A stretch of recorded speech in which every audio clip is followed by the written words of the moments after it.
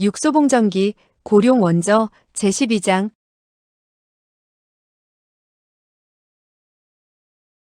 12.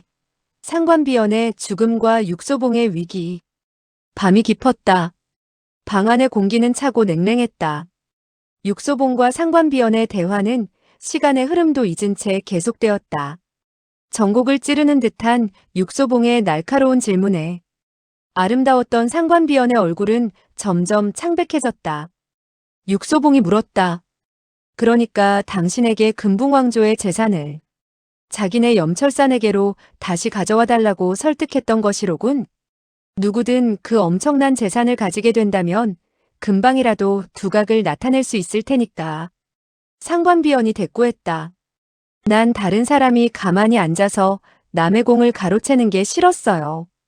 그래서 당신은 애인과 함께 묘책을 생각해내게 되었군.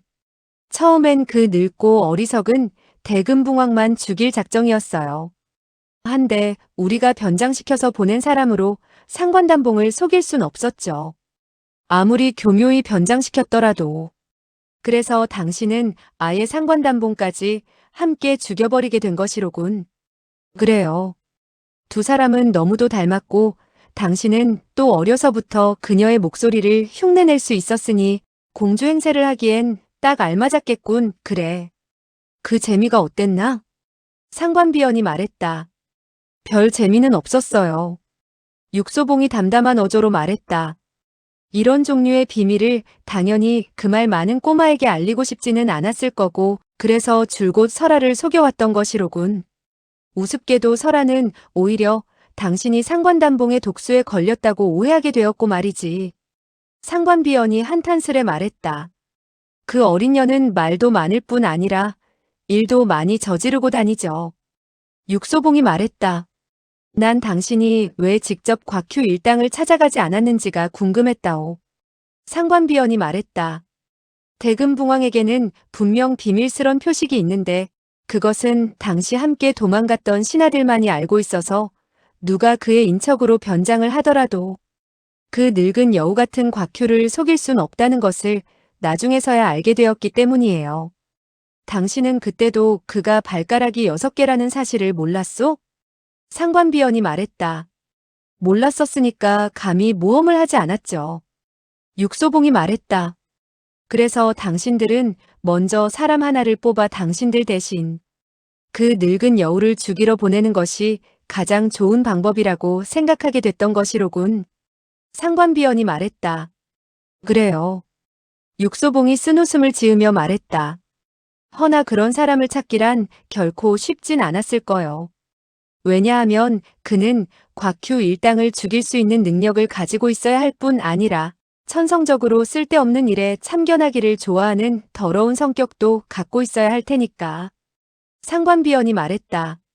그런 사람을 찾는 건 확실히 어렵더군요. 당신 외에는 다른 사람이 전혀 생각나지 않았어요. 육소봉이 장탄식하며 쓰게 웃었다. 보아하니 나 같은 사람이 이 세상엔 그다지 많지 않은가 보군. 상관비연이 말했다. 또한 당신이 진정으로 원해서 손을 쓰게 만드는 것 역시 어려운 일이었어요. 육소봉이 말했다. 다행인지 불행인지 나 쓸데없는 일에 참견하기 좋아할 뿐 아니라 시키는 대로 하지 않으려는 노새 같은 성질도 좀 가지고 있지. 상관비연은 그 말에 소리내어 웃었다. 당신이 그토록 자기 자신을 잘 이해하고 있는지는 몰랐네요. 당신들은 일부러 구온수 일당을 통해 날 방해하려고 했지. 당신들은 어떤 사람이 내 일을 못하게 하면 할수록 난 일부러 더 하려고 한다는 것도 알고 있었으니까 말이야. 상관비연이 웃으며 말했다. 산서성의 노새 역시 그렇답니다. 육소봉이 말했다. 후에 당신들은 일부러 소추우와 독고방을 죽여내게 경고했지. 그 같은 이유로. 그건 그들이 이미 너무나 많은 것을 알고 있었기 때문이었어요. 당신이 그 오래된 무덤에서 노랫가락으로 우리를 유인하고 일부러 대야에 몇 가닥의 머리카락을 남겨놓았던 것도 오직 화만루로 하여금 당신이 아직 살아있다는 것을 믿게끔 하기 위해서였나? 그건 역시 당신들이 다시는 그 어린 년의 말을 믿지 않도록 하기 위해서였어요. 육소봉이 말했다. 당신은 설아가 창 밖에서 몰래 보고 있다는 것을 알고 일부러 그녀의 눈앞에서 유여한을 죽였지? 상관비원이 차갑게 말했다. 그 어린 년은 나와 유여한이 일부러 짜고서 그녀에게 보여주기 위한 연극이라는 것을 당연히 알 수 없었죠. 육소봉이 말했다. 유여한이 아직 살아있다는 것을 보게 되면 우리는 더더욱 그녀가 거짓말을 했다고 생각하게 될 테고 말이지. 육소봉이 다시 한숨을 쉬더니 쓰게 웃으며 말을 이었다. 불쌍하게도 유여한이 살아서 나타난 것을 보았을 때 그녀의 표정은 정말 살아있는 귀신이라도 만난 듯 했었지. 감히 말도 못하고 얌전히 그를 따라갔으니 말이야. 상관비원이 말했다. 그 어린 년을 가두어 놓아야 한다는 것을 일찍 알았어야 했는데 안타깝게도. 육소봉이 말했다. 안타깝게도 그간 당신은 해야 할 일이 너무 많았던 데다가 당신 역시 우리가 돌아와 그녀를 못 보면 더욱 의심을 하게 될까봐 걱정했겠소. 상관비원이 냉소적으로 말했다. 어떤 때 난 당신이 바로 내 마음속에 들어와 앉아있는 것처럼 생각돼요. 마치 내 생각을 전부 다 알고 있는 것 같아요. 육소봉이 말했다. 당신은 일부러 또 화만로 앞에 한번 나타났죠. 죄명을 곽휴에게 뒤집어 씌우기 위해서 말이야. 맞아요. 육소봉이 탄식하며 말했다. 난 당신이 어떻게 그를 속였는지 이상하오.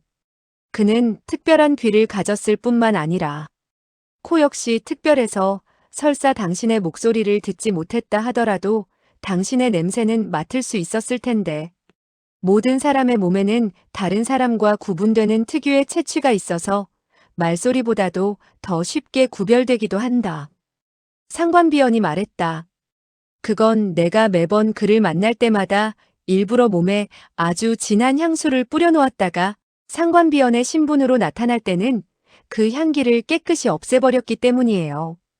육소봉이 말했다. 주도면밀하군 그래. 상관비원이 빙긋 웃으며 말했다. 난 여자예요. 여자란 위험한 모험은 원치 않죠. 그렇다면 당신은 왜 유여한이 날 죽이러 가기를 원했소?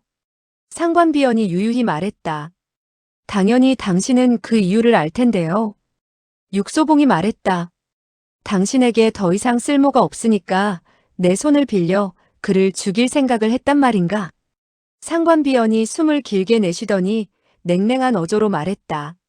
사실 당신이 살인을 좋아하지 않는다는 것을 진작 알았어야 했는데 그렇지 않았다면 염철산 역시 내가 손 쓸 필요도 없었을 텐데 말해요. 상관비원이 나타나면서부터 곁에서 두 사람을 지켜보던 유여한은 갑자기 사람이 변한 것처럼 아주 조용해졌다. 매번 유여한이 그녀를 볼 때면 그의 외눈에서는 아주 부드러운 빛이 발산되곤 했었다. 육소봉과 상관비원의 대화는 날카로운 비수처럼 유여한의 가슴을 찔러왔다. 그는 떨면서 말했다. 당신은 정말 내가 죽기를 원했었소? 상관비원은 그를 쳐다보지도 않은 채 차갑게 말했다. 사실 당신은 진작에 죽었어야 해요. 당신 같은 사람이 살아봤자 무슨 의미가 있겠어요? 유여한이 말했다. 그렇지만 당신은 상관비원이 말했다. 예전에 내가 했던 말들은 당연히 전부 당신을 속이기 위한 것이었소. 설마 당신은 내가 정말로 당신을 좋아한다고 여기진 않았겠죠? 유여한의 온몸은 차디차게 얼어붙은 듯 꼼짝 않고 그곳에 서서 멍청하게 그녀를 바라보았는데 그 외눈에는 원망이 가득하면서도 한편으로는 서글픈 애정으로 충만하였다. 그리곤 얼마 지나서야 가볍게 한숨을 내쉬더니 말했다. 맞는 말이오. 당신이 정말로 날 좋아할 리는 없소. 나 역시 잘 알고 있었다오. 난 단지 줄곧 나 자신을 속이면서 내 마음을 다독여왔던 것뿐이오. 상관비원이 말했다. 그렇게 미련한 바보는 아니군요. 유여한은 천천히 고개를 끄덕이더니 갑자기 손을 돌려 칼을 뽑아 자신의 가슴에 퍽 꽂았다. 칼 끝은 마침내 그의 가슴을 뚫고 등 뒤에서 선명한 핏줄기를 뿜게 하더니 벽면을 붉게 물들였다. 그러나 그의 얼굴엔 조금의 미동도 없었다. 그에게는 이러한 행위가 고통이 아니라 오히려 즐거움인 듯이 보였다. 그의 눈에서는 갑자기 빛이 돌았고 갑자기 웃더니 혼자 중얼거렸다. 죽음은 원래 괴로운 일이 아니었소. 그대 앞에서 죽을 수 있으니 난 오히려. 그는 말을 채 끝맺지도 못하고 쓰러졌다. 육소봉은 그를 막지 않았다. 아니 막기엔 너무 늦어버렸다. 한 사람이 편안히 죽을 수 있다는 것은 어떤 경우에는 확실히 살아있는 것보다 더 나은 일이기도 했다. 다정은 예로부터 부질없는 한을 남긴다더니 그는 정말 정이 많은 사람이었는데 정을 잘못 사용한 것이 애석할 따름이요. 육소봉은 상관비원을 보며 갑자기 이 무정한 여인에 대한 말할 수 없는 혐오감을 느꼈다. 이러한 느낌은 괴로움이 아니라 혐오감, 바로 독사를 만났을 때 사람들이 느끼는 그런 잔인한 느낌이었다. 육소봉이 차갑게 말했다. 당신도 바보 같은 일을 저질렀군. 상관비원이 말했다. 네. 당신은 그를 죽음에까지는 내몰지 말았어야 했소. 어째서죠? 그가 살아있었다면 적어도 내가 당신을 죽이는 비극까지는 가지 않았을 테니까 말이오. 상관비원이 다급히 그러나 침착한 어조로 말했다. 날 죽이겠다고요? 당신이 잔인하게 날 죽여요? 난 분명히 살인은 피해왔고 더더욱 여인을 죽이는 일은 싫소. 그러나 당신은 예외요. 상관비원이 비웃으며 말했다. 이렇게 된 마당에 당신은 왜 아직도 손을 쓰지 않죠? 육소봉이 말했다. 난 급하지 않소. 상관비원이 교태를 부리며 말했다. 당신은 당연히 급하지 않겠죠. 어쨌든 난 이미 도망갈 수 없는 데다가 당신은 분명 내게 물어볼 말도 있을 테니까요. 당신도 바보는 아니군. 상관비원이 말했다.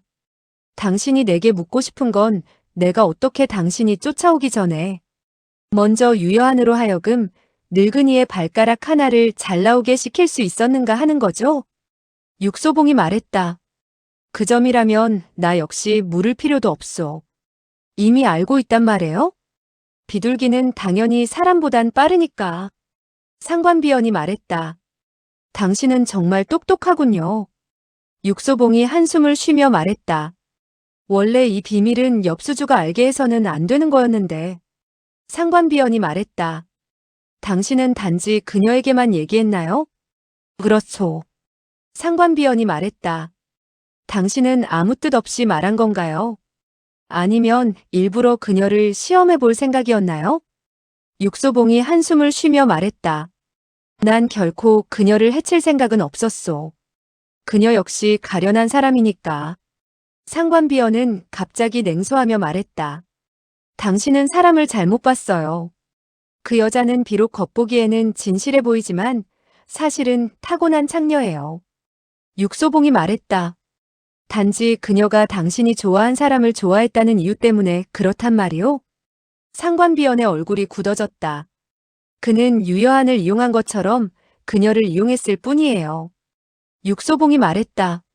엽수주가 이 비밀을 그에게 말해주었고 그는 곧 비둘기를 이용해서 당신에게 알려온 것이군. 상관비원은 고개를 끄덕였다. 그리곤 표정을 아주 부드럽게 고치면서 말했다. 검은 비둘기는 원래 우리들의 연애 편지를 보낼 때 쓰던 것이었지요. 지금처럼 또 다른 쓰임이 있게 되리라고는 생각지도 못했어요. 그가 이미 구운수와 철면 판관을 시켜 그 대신 일을 처리하도록 했다면 설마 그가 바로 청이루의 노인이란 말은 아니겠지? 맞춰봐요. 모르겠소. 설마 내가 말해줄 것이라고 생각하나요? 육소봉이 말했다. 지금은 물론 내게 말해줄 리가 없겠지.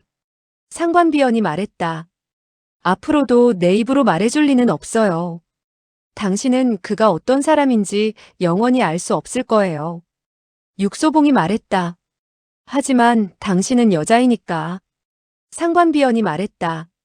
여자니까 또 뭐가 어떻다는 거예요? 육소봉이 차갑게 말했다. 당신같이 아름다운 여인이 만일 코가 잘려나간다면 분명 아주 못생겨 보이겠지. 상관비원이 엉겁결에 소리를 지르며 말했다. 당신이 설마 잔인하게 내 코를 자르겠다는 건가요? 육소봉이 당당히 말했다. 만약 내 마음이 아주 연약하다고 짐작했다면 그건 착각이요. 상관비원이 놀라 그를 바라보며 말했다. 내가 만일 그가 어떤 사람인지 당신에게 알려주지 않는다면 당신이 내 코를 잘라버리겠다 이건가요? 먼저 코를 자르고 그 다음엔 귀를 자르겠소.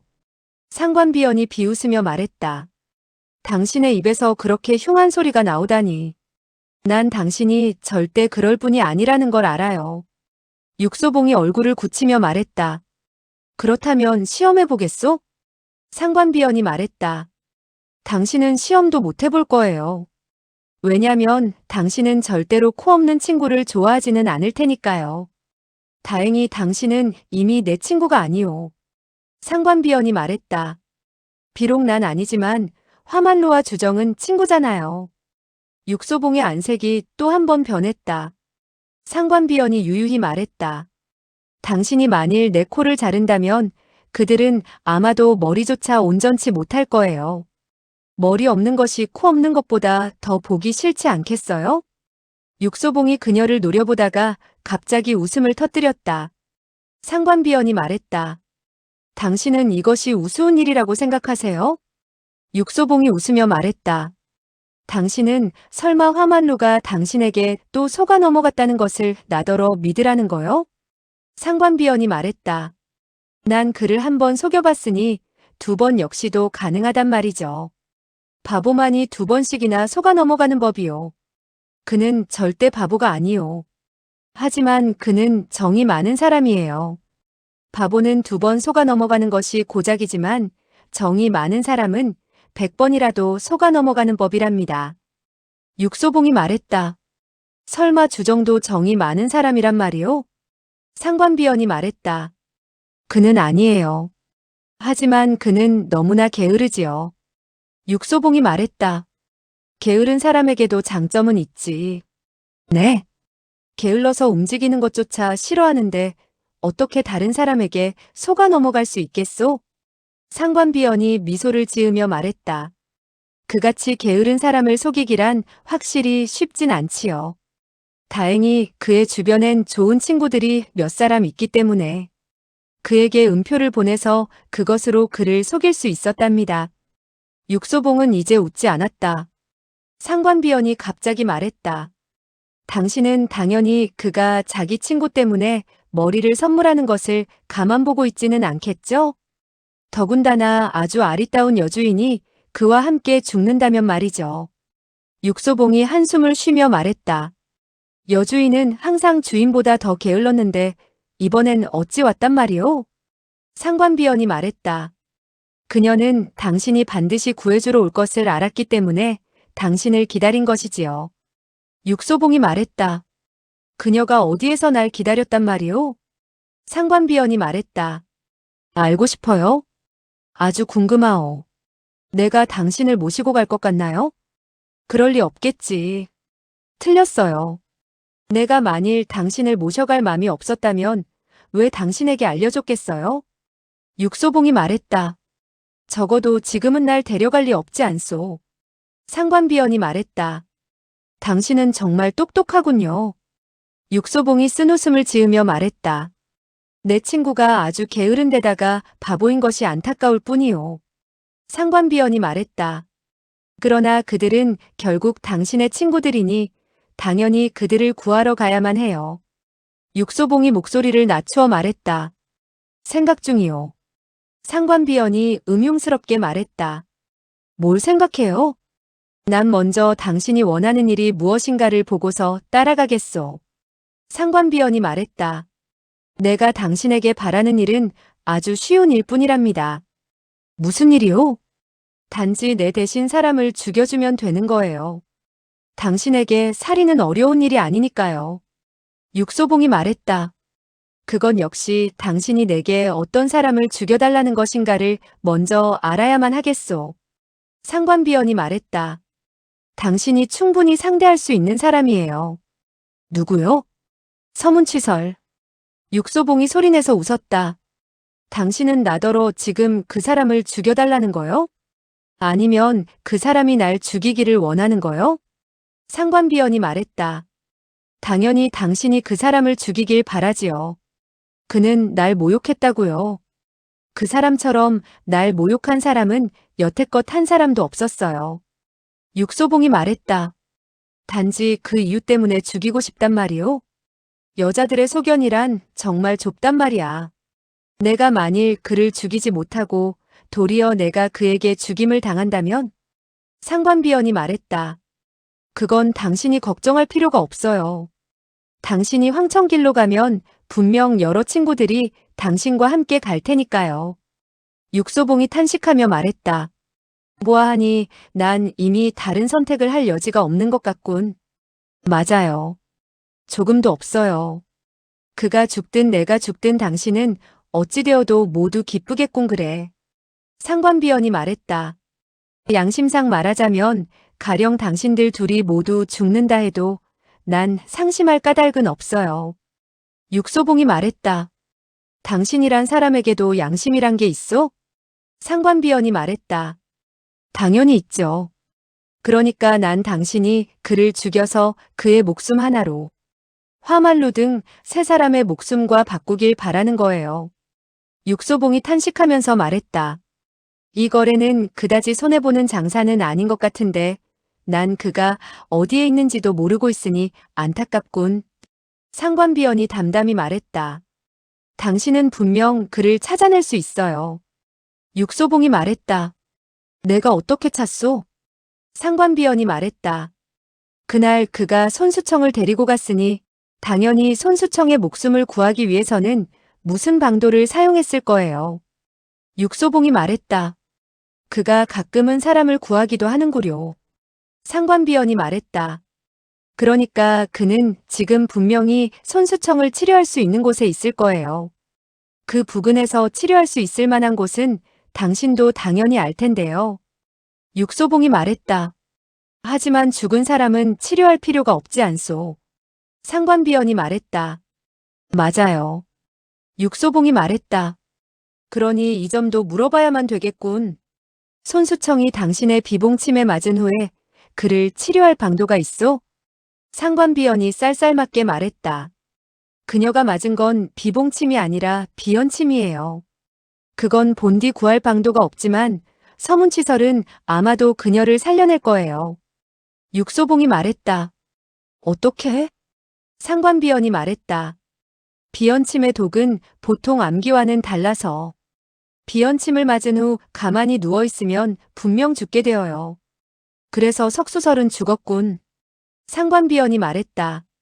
하지만 서문치설은 도리어 손수청을 데리고 온 산을 헤매고 다녔어요. 그렇기 때문에 오히려 그녀의 독성이 발산되어 살아날 가능성이 생기는 거죠. 육소봉이 말했다. 그날 당신은 몰래 그녀를 쏜 후에도 자리를 뜨지 않았었군. 상관비원이 웃으며 말했다.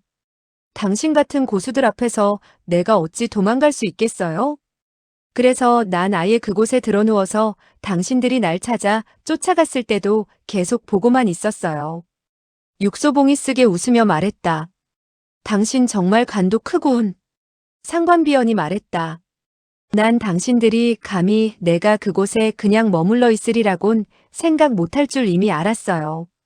육소봉이 말했다. 당신은 우리들이 모두 가버린 후에야 나온 거로군. 상관비원이 말했다. 그때는 화말로 혼자 있었죠. 그가 날 절대로 의심 못할 것도 알았어요. 가령 내가 눈을 검다고 하고 검은 것을 희다고 해도 그는 믿지 않을 수 없겠죠. 육소봉이 말했다. 어째서? 상관비원이 웃으며 말했다. 왜냐하면 그는 날 좋아하니까요. 남자가 여자에게 빠지게 되면 정말 어쩔 방법이 없는 거예요. 육소봉이 말했다. 당신을 좋아하기 때문에 그가 속임수에 빠져도 당연하다는 거요? 상관비원이 말했다. 그건 자기 스스로가 진정으로 원한 것이고 내가 그 사람더러 반드시 날 좋아해달라고 한 것도 아니니까 저로서도 어쩔 도리가 없지요. 육소봉이 갑자기 한숨을 쉬며 말했다. 내가 지금 당신에게 해줄 말은 딱 한 가지뿐이요. 상관비원이 말했다. 말해보세요. 육소봉이 말했다. 뒤를 돌아보시오. 내 말이 무슨 말인가 알게 될 거요. 상관비원이 고개를 돌리자 자기의 온몸이 갑자기 검고 어두운 큰 동굴 안으로 떨어지는 듯한 기분을 느꼈다. 방 안은 어두웠는데 한 사람이 조용히 그 어둠 속에 서서 조금도 움직이지 않고 있었던 것이다. 화만루. 상관비원은 마침내 참지 못하고 불렀다. 화만루의 표정은 오히려 담담했다. 고통이나 분노도 전혀 없는 듯했다. 상관비원은 그를 보면서 놀라 물었다. 당신이 어떻게 이곳에 왔죠? 화만루는 담담히 말했다. 걸어왔소. 상관비원이 말했다. 그렇지만 난 분명히 당신의 혈도를 막아놓았었는데. 화만루가 말했다. 다른 사람이 당신의 혈도를 누를 때 당신이 만일 진기를 그 혈도 부근에 밀어넣을 수 있다면 조금 후엔 아마도 막힌 혈도를 뚫을 방법을 알게 될 것이요. 난 마침 그 방법을 좀 알고 있었을 뿐이요. 상관비원이 말했다. 설마 내가 당신에게 손 쓸 것을 미리 알고 있었단 말인가요? 그래서 당신은 미리 준비를 하고 있었단 말인가요? 화만루가 잘라 말했다. 난 내 친구가 날 구하기 위해 다른 사람을 죽이러 가는 것을 결코 원하지 않는다오. 상관비원이 말했다. 당신은 내가 좀 전에 한 말을 모두 들었군요. 화만루는 조용히 고개를 끄덕였다. 당신은 화나지 않았나요? 화만루가 담담히 말했다. 사람은 누구나 잘못을 저지를 수 있어. 거기에다가 당신은 확실히 나더러 당신을 좋아해달라고 한 적이 없소. 화만루의 마음속에는 단지 사랑이 있을 뿐 원망이 없었기 때문에 아주 평온하고 부드러워 보였다. 상관비원의 얼굴엔 낭망의 빛이 역력했다. 육소봉도 그를 보고 있다가 가볍게 탄식하며 말했다. 이 사람은 정말 군자로군. 화만루가 웃으며 말했다. 군자와 바보는 어떤 때엔 별 차이가 없는 법이라네. 육소봉이 말했다. 주인은? 화만루가 말했다. 주인은 당연히 여주인과 함께 있지. 육소봉이 말했다. 그들은 왜 오지 않았나? 화만루가 말했다. 그들은 설아의 이야기를 듣고 있는 중이네. 육소봉이 씁쓸하게 말했다. 보아하니 그들이 속임수에 빠질 시간이 가까웠구먼 그래. 사실 육소봉은 그들이 왜 오지 않는지 알고 있었다. 그들은 그를 위해 속임수에 빠진 것이므로 그는 그들을 보면 좀 무안한 마음이 들게 뻔했다. 그들은 결코 그가 무안함을 느끼길 원하지 않는데도 말이다. 설아 역시 그의 언니를 만나고 싶어 하지 않았으므로. 이런 상황에서 만난다면 서로 마음이 편할 리가 없었다. 상관비원은 마침내 길게 한번 탄식하더니 말했다. 당신이 방금 한 얘기를 이제서야 알겠어요. 뭐? 상관비원이 말했다. 내가 한 일은 아주 미련한 짓이었어요. 육소봉이 물었다. 왜? 난 줄곧 당신들을 바보라고 여겼었는데 진짜 바보는 바로 나였다는 것을 이제서야 알겠어요. 그녀는 또 한 번 장탄식하더니 말했다. 그렇지만 당신이 정말로 내 코를 잘라버렸다면 그가 누군지 말 안 했을 거예요. 육소봉이 말했다. 그 사람도 본래 정이 많은 사람이겠지. 상관비원이 처량하게 웃으며 말했다. 한 여자가 한 남자에게 빠져도 그건 역시 대책 없는 일이에요. 화만루가 천천히 고개를 끄덕이더니 말했다. 맞는 말이요. 상관비원이 말했다. 정말로 난 당신에게 미안할 뿐이에요. 만일 당신이 날 죽인다 해도 이젠 당신을 탓하지 않겠어요. 화만루가 말했다. 난 당신을 해칠 생각이 전혀 없소. 상관비원이 말했다. 당신은 내가 어떻게 하기를 바라세요? 화만루가 말했다. 별로 아무것도. 상관비원은 감동했다는 표정으로 말했다. 당신은 날 그냥 놓아주겠다는 건가요? 화만루는 아무런 말도 않고 갑자기 몸을 돌려 천천히 걸어나갔다. 육소봉은 한숨을 쉬더니 의외로 그의 뒤를 따라가 버렸다. 상관비원은 놀라 그들을 보더니 갑자기 큰 소리로 말했다. 당신은 지금 분명 내가 그를 찾아갈 것을 알고 일부러 날 놓아주고서는 몰래 따라오려는 거죠. 육소봉은 고개도 돌리지 않고 담담히 말했다. 난 그렇게 할 필요가 없소. 상관비원이 말했다. 어째서죠? 육소봉이 말했다. 왜냐하면 난 그가 누구인지 이미 알기 때문이요. 상관비원은 안색이 바뀌며 큰 소리로 말했다. 그가 누구인지 당신이 안다고요? 그가 누구죠? 육소봉은 여전히 대답하지 않은 채 화만루를 뒤쫓아서 어두운 복도를 걸어나가 어둠 속으로 사라졌다. 집은 한 조각의 어둠이었다. 상관비원 혼자 그 어둠 속에 서 있다가 갑자기 온몸을 떨기 시작했다. 냉기 때문인가? 아니면 공포 때문인가? 화원은 어둠 속에 잠겨 고요했고 바람결에 묻어나는 꽃향기는 황혼 전보다도 더욱 짙어진 듯했다. 10여 개의 추성이 막 솟아올랐다가는 구름에 곧 가리워졌다. 화만루는 천천히 한떨기 월계화 앞까지 걸어나가서야 비로소 가볍게 한숨을 내쉬더니 말했다. 그녀는 가련한 여자야. 육소봉은 고개를 끄덕였다. 마치 화만루는 그가 고개를 끄덕이는 것을 볼 수 없다는 사실을 잊은 것처럼. 화만루가 말했다. 모든 사람은 잘못을 저지를 때가 있는 법이지. 그녀가 비록 잘못을 저질렀다고는 하지만 육소봉은 그의 말을 자르고 말했다. 잘못을 저지르면 벌을 받아야 한다네. 누가 잘못을 저지르든지 간에 모두 대가를 치러야 해. 화만루가 말했다. 하지만 자네는 그녀를 놓아주었잖나. 육소봉이 말했다. 그건 아마도 어떤 사람이 분명 그녀를 놓아주지 않을 것이라는 사실을 알고 있기 때문이었네.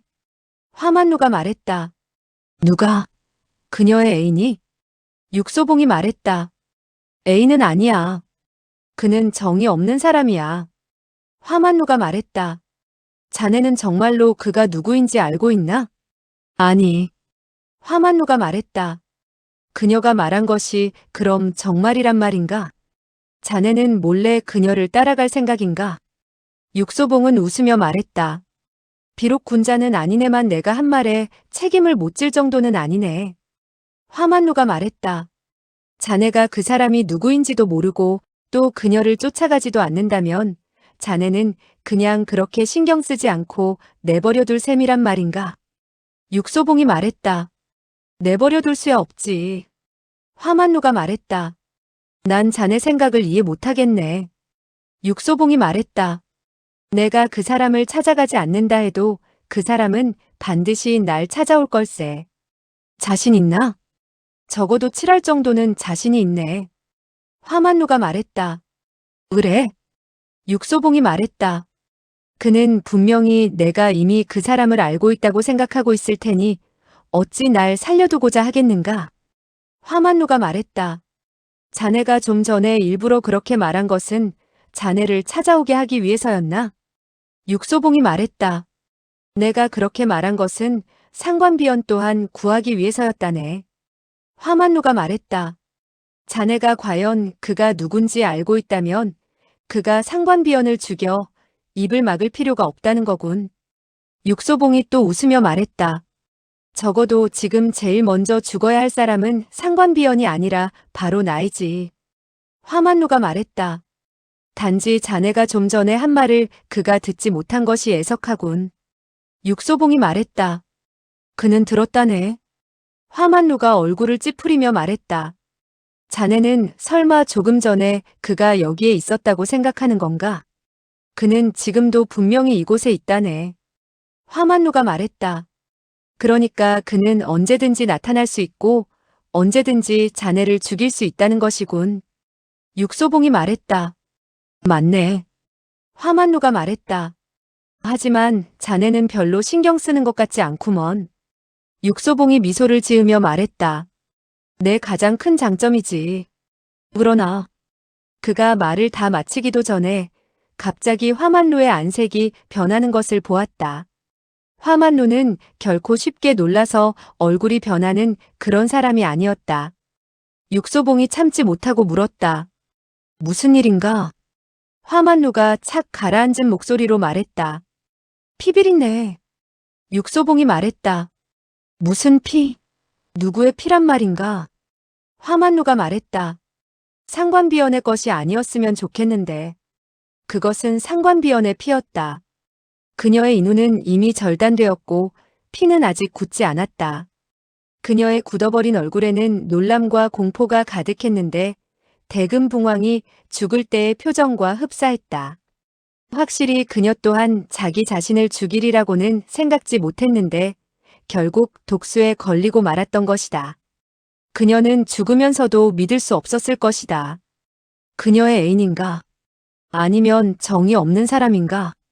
사람은 없고 단지 한 조각 어둠만이 있을 뿐이었다. 바람결에 묻어나는 피비린내는 아주 짙었다. 화만루가 아면이 말했다. 그가 역시 그녀를 죽였군. 육소봉이 신음을 토했다. 화만루가 말했다. 그는 자네가 한 말을 전혀 믿지 않았던 모양이야. 육소봉의 얼굴이 일그러졌다. 화만루가 말했다. 당장 상관비원을 죽여 입을 막았으니 세상엔 이제 그가 누구인지 알고 있는 사람이 없는 것이네. 육소봉이 말했다. 그렇군. 화만루가 말했다. 그러니 자네도 영원히 그를 찾지 못하겠는데. 난 다만 누가 잘못을 저질렀든 반드시 그 대가를 치러야 한다는 것을 알 뿐이네. 화만루가 아면이 말했다. 상관비원은 확실히 그 대가를 치렀네만 그녀를 죽인 사람은 이미 어둠 속에 사라져버렸다. 아마 영원히 어둠 속에 묻혀 있을지도 모른다. 육소봉은 갑자기 화만루의 손을 꽉 쥐더니 말했다.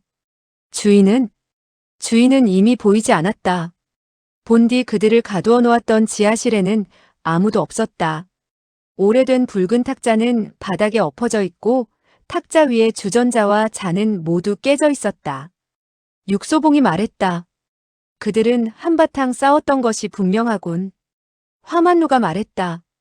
자네는 그 사람이 와서 주정등을 끌고 갔다고 생각하나? 육소봉은 차갑게 웃으며 말했다. 보아하니 그는 나 때문에 마음이 놓이지 않아 주정등을 데리고 가 날 위협하고자 하는 모양이야. 화만루가 말했다. 그가 순식간에 그들을 끌고 갈 수 있었던 걸로 보아 무공이 절대로 자네에게 뒤떨어지지 않을 걸세.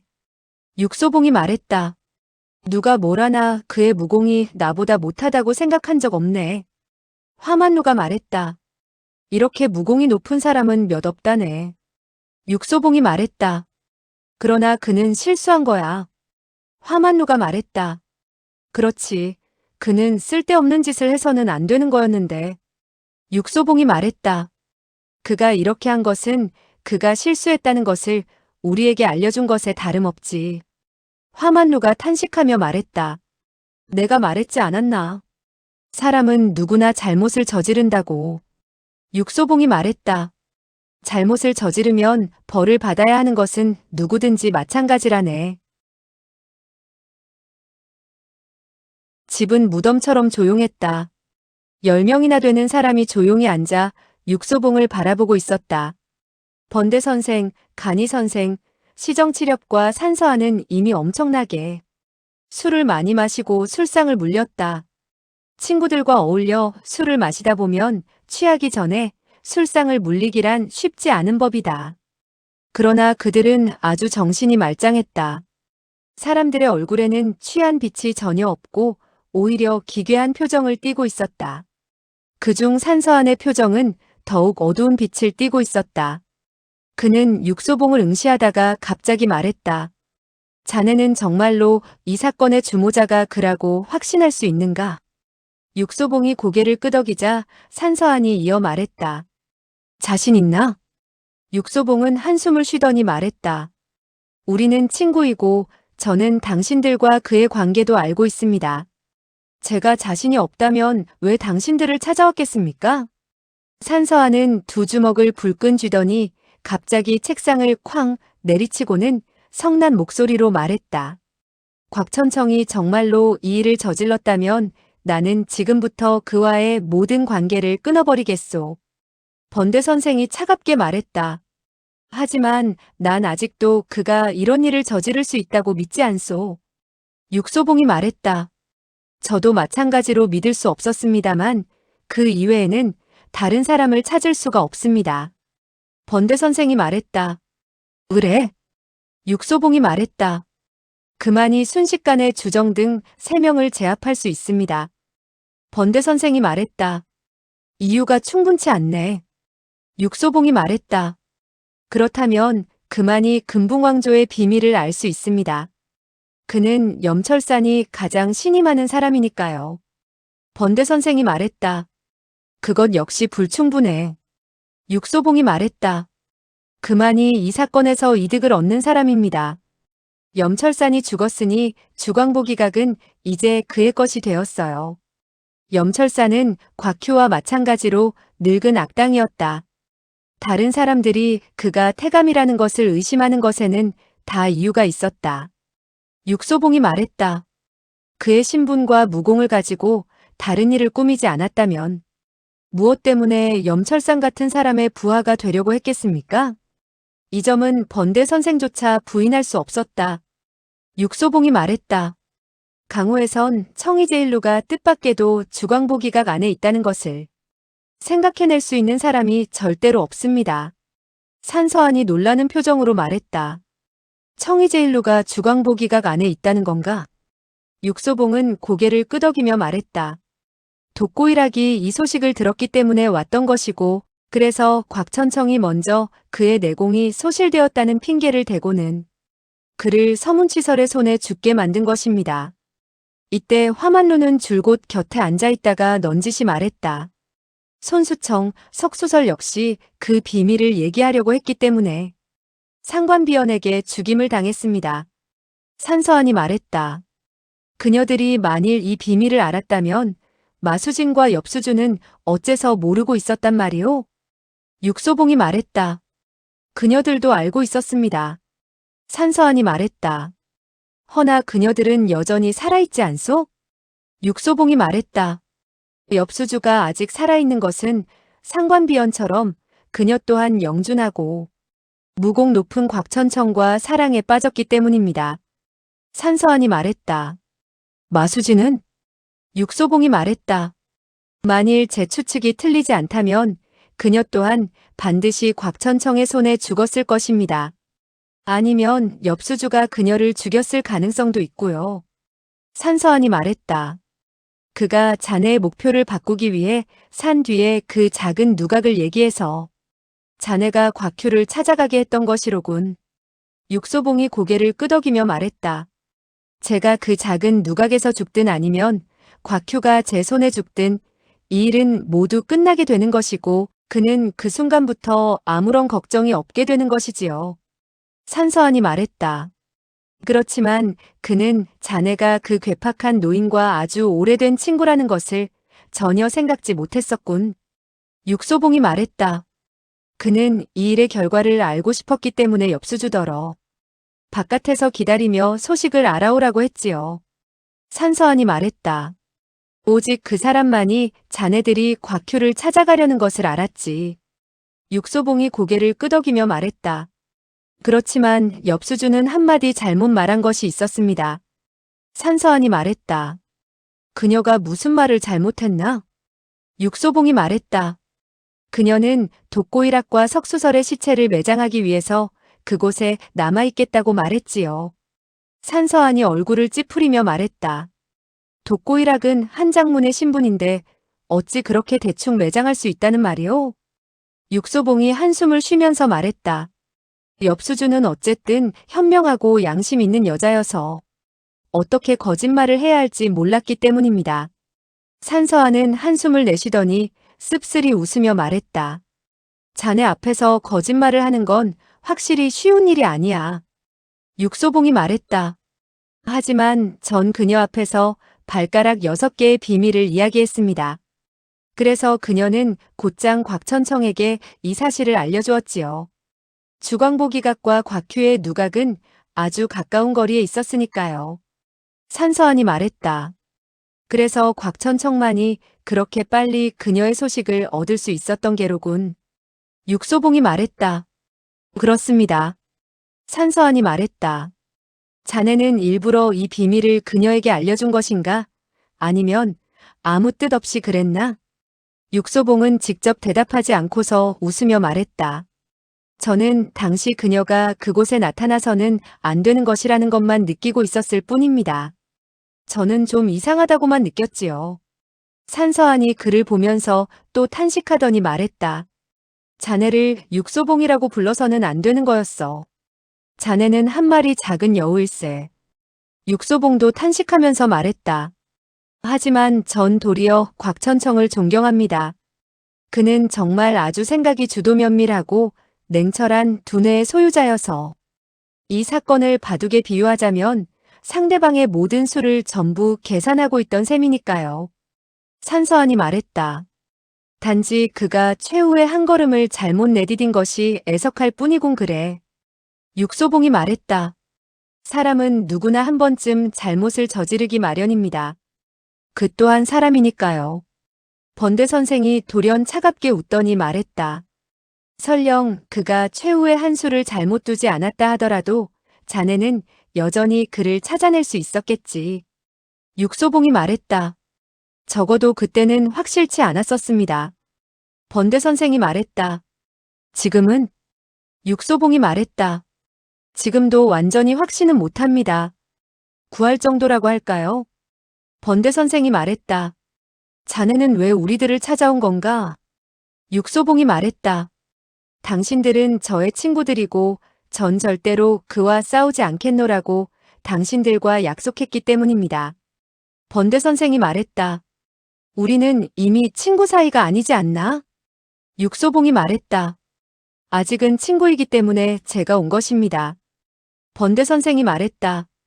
자네의 약속을 거두어가기 위해서 말인가? 육소봉이 말했다. 누가 잘못을 저질렀든 모두 대가는 치러야 합니다. 곽천청도 마찬가지고요. 번대 선생이 말했다. 자네는 설마 우리더러 자네를 도와 그를 죽이러 가자는 건 아니겠지? 전 단지 당신들이 그에게 가서 내일 해가 뜰 때 제가 청풍관에서 그를 기다리겠노라는 말을 전해주십사 하는 것뿐입니다. 번대 선생이 말했다. 좋네. 그는 갑자기 몸을 날리더니 눈에 날카로운 빛을 발하며 육소봉을 응시했다. 덤비게나. 육소봉이 말했다. 덤비다니요? 무슨 말씀인지. 번대 선생이 말했다. 출수하게. 육소봉이 말했다. 제 말을 믿지 않는단 말입니까? 번대 선생이 말했다. 난 단지 곽천청이 청근문의 장문이라는 것을 알 뿐이네. 번천이는 바로 청근문의 제자일세. 육소봉이 말했다. 그래서 당신은? 번대 선생이 말했다. 그래서 나 번천이가 살기 위해선 다른 사람이 곽천청을 죽이러 가게 할 수가 없다는 거네. 산서한이 미간을 찌푸리며 말했다. 대의를 위해서는 부모 형제도 돌보지 말라고 했는데 자네는 이 말을 들어보지 못했나? 번대 선생이 미소를 날리며 말했다. 들어는 봤지만 난 이미 전부 잊어버렸다네. 간이 선생 또한 천천히 일어나면서 말했다. 우리는 본디 흑백이 불분명하고 경중을 알지 못하는 사람들이지. 만두를 팔던 사람이 갑자기 큰 소리로 말했다. 이런 인간은 죽어야 마땅하다. 간이 선생이 말했다. 맞네. 죽어야 마땅해. 만두를 파는 사람이 말했다. 단지 애석한 것은 나 포호와도 바로 그런 종류의 인간이라는 것이지. 간이 선생이 말했다. 그러니 너 역시 죽어야겠군. 포호와가 말했다. 죽어야 마땅하지. 그것도 지금 당장 죽어야 마땅해. 그는 갑자기 뛰어올라 표창처럼 곧장 담으로 돌진해 갔다. 그러나 그는 벽으로 돌진하지 않고 육소봉의 가슴에 와 부딪혔다. 육소봉은 그의 앞을 막아섰다. 포호와는 공중으로 높이 솟아 몸을 돌려 두 발을 대들보 위에 디디고는 곧장 석판을 잘라갔으나 석판을 자르지는 못하고 한 손이 그의 가슴을 가볍게 쓰다듬는 것을 느낄 뿐이었다. 그가 단정히 똑바로 서자 바로 코앞에 큰 키에 고상하면서도 안색이 창백한 한 사람을 마주하게 되었다. 곽천청. 모든 사람은 전부 멍청해졌다. 육소봉조차도 얼이 빠졌다. 곽천청이 이 시간에 이 장소에 나타나리라고는 아무도 생각지 못했던 것이다. 그가 나타나리라고 감히 누가 생각했겠는가? 곽천청의 안색은 비록 창백했지만 표정은 아주 냉정했다. 포호와는 두 주먹을 꽉 쥐고는 떨면서 말했다. 자네는 왜 날 죽이지 못하게 하는가? 곽천청이 말했다. 당신은 죽어야 합니까? 포호와가 이빨을 물며 말했다. 난 죽어야만 해. 당신들이 만일 전부 죽어야만 한다면 청금문 전체가 사라져야 한다는 뜻도 됩니다. 그러길 원하는 건 아니겠죠? 포호와는 아주 멍청해졌다. 곽천청이 말했다. 청금문이 당신들에게 무공을 전수한 것은 당신들 스스로 죽으라고 한 것이 결코 아닙니다. 포호와가 말했다. 그러나 당신은 곽천청이 차갑게 웃으며 말했다. 제가 당신들과 무슨 관계지요? 다른 일 때문이라면 당신들 전부가 모두 죽어버린다 해도 전 전혀 상관이 없습니다. 포호와가 말했다. 그러나 지금 자네는 곽천청이 말했다. 지금 다만 당신들이 절 위해 죽기를 원치 않을 뿐입니다. 후에 어떤 만두 파는 사람이 저를 위해 죽었다는 말이 퍼지기라도 한다면 나 곽천청은 죄인이 되지 않겠습니까? 그는 갑자기 가슴속에서 면죽패를 꺼내서는 뚝 잘라버리며 말했다. 나 곽천청은 재산도 있고 세력도 있습니다.